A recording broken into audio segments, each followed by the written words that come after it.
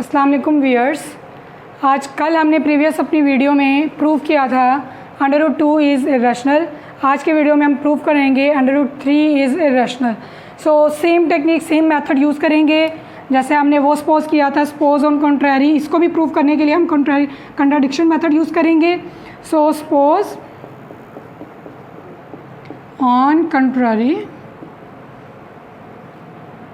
√3 is irrational.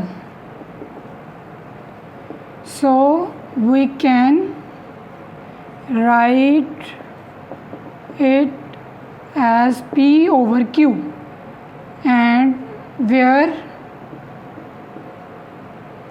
PQ belongs to integers and Q not equal to 0. Also suppose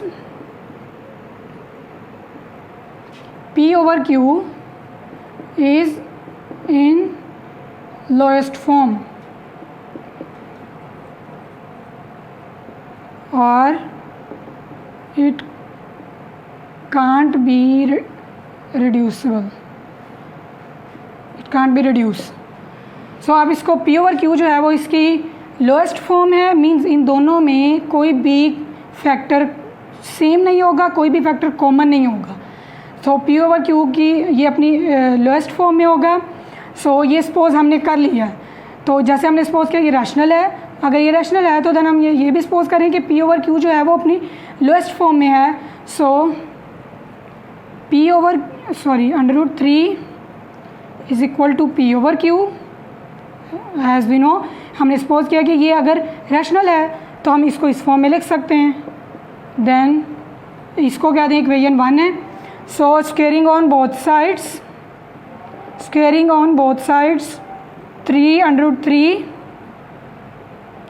P over Q square. So 3 is equal to P square over Q square। यहाँ से Q को इधर move कर लेंगे। 3Q square is equal to P square। इसको क्या देंगे, equation 2। अब ये इक्वेशन ये शो कर रही है कि जो P square है वो 3 का मल्टीपल है। इट मीन्स ये P स्क्वेयर जो है वो ऑड नंबर है।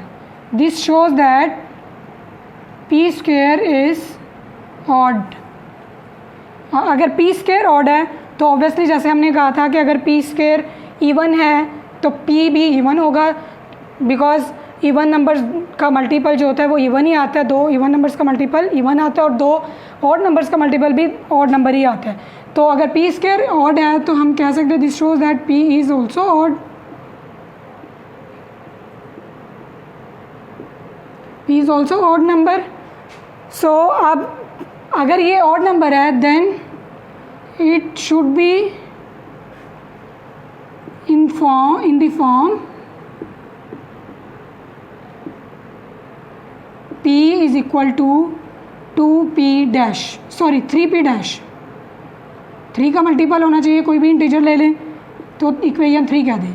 अगर P जो है वो ऑड नंबर है तो आप इसको 3 के मल्टीपल में P डैश कोई भी इंटीजर हो सकता है, तो ये P इसी फॉर्म में आना चाहिए। ये ऑड नंबर है, 3 का मल्टीपल ही आएगा कोई भी, तो ये P को हमने डिफाइन कर दिया कि ये इस फॉर्म में होना चाहिए। अभी ये इक्वेशन 3 है। अब इस इक्वेशन को पुटिंग दिस इन इक्वेशन 2, इसको इक्वेशन 2 में पुट करेंगे। 3Q square is equal to P square की जगह पे 3P डैश स्क्वेयर। तो 3Q square is equal to 9P dash square.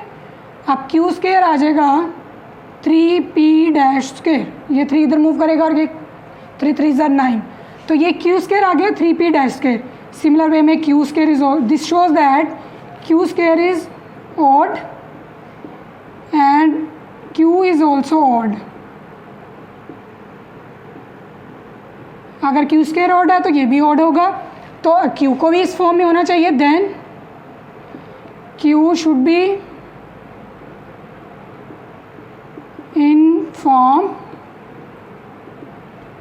Q is equal to 2Q dash. ये कह रहे हैं आप इक्वेशन 4। सही है। अब जैसे P ऑड आ रहा था तो इस फॉर्म में लिखा जाना चाहिए और Q आएगा तो इस फॉर्म में होना चाहिए। अब इन दोनों को 3 और 4 को डिवाइड करें आप, P/Q is equal to, sorry यहाँ पे 3 आ रहे हैं, 3Q डैश, क्योंकि ये ऑड नंबर की बात हो रही है, वो पिछला प्रूफ सेम था तो इसलिए मैं थोड़ा वो कंफ्यूज हो गई। 3Q dash 3P dash over 3Q dash. हमने इक्वेशन 3 और 4 को डिवाइड किया है तो ये आ रहा है P/Q, लेफ्ट हैंड साइड को लेफ्ट हैंड साइड के साथ डिवाइड किया और राइट हैंड साइड को राइट हैंड साइड के साथ, तो ये हमारे पास ये रिजल्ट आ रहा है फाइनल। तो अब इसमें देखें 3 दोनों में कॉमन आ रहा है और ये कैंसिल आउट हो रहा है, जबकि हमने कहा था P/Q जो है वो लोएस्ट फॉर्म में, उसमें कोई भी कॉमन फैक्टर नहीं होगा दोनों में, वो रिलेटिवली प्राइम है P और Q। तो हम ये कह सकते हैं विच इज़ कंट्राडिक्शन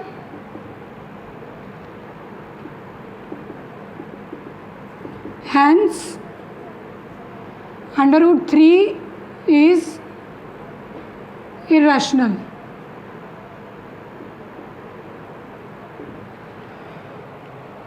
अगर किसी को कोई भी प्रॉब्लम हो, कोई अगर पॉइंट समझ नहीं आया तो प्लीज़ मुझे कमेंट में बताइए, मैं आपको समझाने की पूरी कोशिश करूँगी। Thank you so much for watching.